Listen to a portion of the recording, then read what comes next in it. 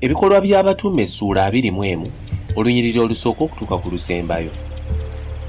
Awo olwatuuka bwe twamala okwawukana nabo ne tusaabala butereevu okutuuka e Koosi. Ku lunaku olwokubiri ne tutuuka e Roddo. Ne tuvaayo ne tutuuka e Patala. Bwe twasanga ekyombo nga kiwunguka okugenda e Foyiniiki ne tusaabala ne tugenda. Bwe twalengera Kupulo ne tukireka ku mukono ogwa kkono ne tugenda e Busuuli ne tugoba e Ttuulo. Kubanga eyo ekyombo gye kyayagala okutikkulira ebintu. Bwe twalabayo abayigirizwa ne tumalayo ennaku 7. Abo ne bagamba Pawulo mu mwoyo alema okulinnya mu Yerusaalemi. Awo bwe twamalayo ennaku ezo ne tuvaayo ne tugenda, bonna ne batuwerekerako wamu n'abakyala baabwe n'abaana baabwe okutuuka ebweru w'ekibuga, ne tufukamira ku lubalama lw'ennyanja ne tusaba. Ne tusiibulagana ne tusaabala mu kyombo, naye bo ne baddayo ewaabwe. Naffe bwe twava e Ttuulo ne tutuuka e Potolemaayi ne tulamusa abooluganda ne tumala nabo olunaku lumu.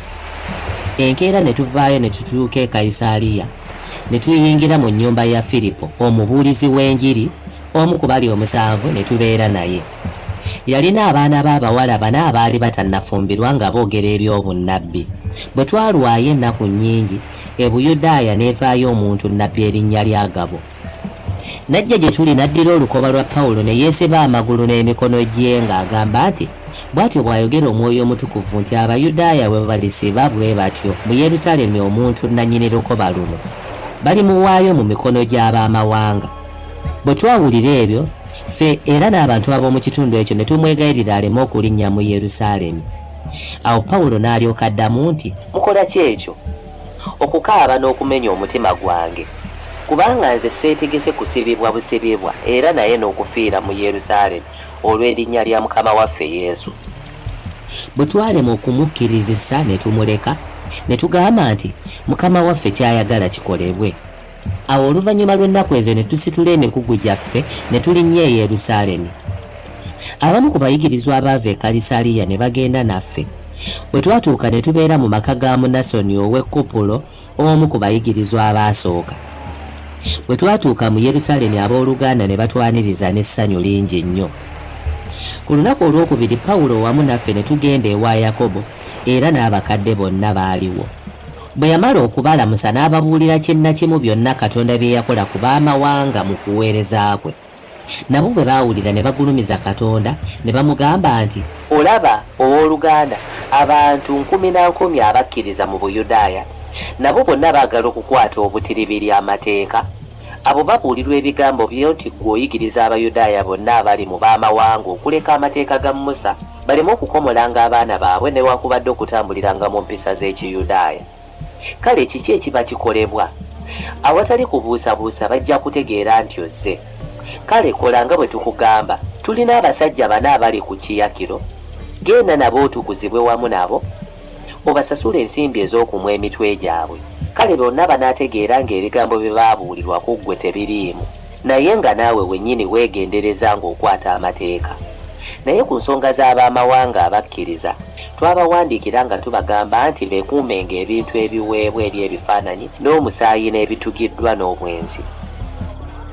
Awo Pawulo n'atwala abasajja abo ku lunaku olwaddirira n'atukuzibwa wamu nabo. N'ayingira mu yeekaalu okutegeeza ennaku ez'okutukuza we ziriggwerako, olwo buli omu atwaleeyo ekiweebwayo kye. Awo nnaku 7 bwe zaali zinaatera okuggwako, ne wabaawo Abayudaaya abaava mu Asiya abaalaba Pawulo mu yeekaalu ne basasamaza ekibiina kyonna ne bamukwata nga boogerera waggulu nti, abasajja Abayisirayiri, mutuyambe, ono ye musajja agenda okuyigiriza obubi mu buli kifo, ku bantu ne ku mateeka ne ku kifo kino, era nate aleese Abayonaani mu yeekaalu ayonoonye ekifo ekitukuvu. Kubanga baali bamaze okulaba Tulofiimo Omwefeso ng'ali naye mu kibuga, ne bategeera nga Pawulo amuleese mu yeekaalu. Ekibuga kyonna ne kyegugumula, abantu ne bakuŋŋaana mangu, ne bakwata Pawulo ne bamuwalula okumufulumya ebweru wa yeekaalu, amangu ago ne baggalawo enzigi. Bwe baali basala amagezi okumutta, ekigambo ne kituuka ku mwami omukulu w'ekitongole eky'abasirikale nti Yerusaalemi kyonna kyefuukudde. Amangu ago n'atwala abaserikale n'abaami ne baserengeta mangu gye baali. Awo bwe balaba omwami omukulu w'abaserikale ne balekera awo okukuba Pawulo, Awo omukulu w'abaserikale n'alyoka asembera n'akwata Pawulo n'alagira okumusibya enjegere 2 n'abuuza nti yaani nekyakoze ki. Abamu mu kibiina ne baddamu nga boogerera waggulu nga bagamba kino n'abalala nga bagamba kiri, n'atayinza kutegeera mazima olw'okuleekaana. N'alagira okumutwala mu nkambi. Bwe yatuuka ku madaala n'alyoka asitulibwa abaserikale kubanga abantu baali bayitiridde obukambwe, kubanga ekibiina ky'abantu kyali kibagoberera nga boogerera waggulu nti mumutte mumutte. Awo Pawulo bwe yali anaatera okuyingirizibwa mu nkambi n'agamba omukulu w'abaserikale nti okkiriza mbeeko kye nkubuulira? N'amuddamu nti omanyi Oluyonaani, si ggwe mu Misiri mu nnaku eziyise eyajeemesa abantu n'otwala abatemu 4,000 mu ddungu. Naye Pawulo n'addamu nti nze ndi Muyudaaya ow'omu kibuga Taluso eky'omu Kirukiya, omutuuze mu kibuga ekitanyoomebwa. Nkwegayiridde nzikiriza njogere eri abantu.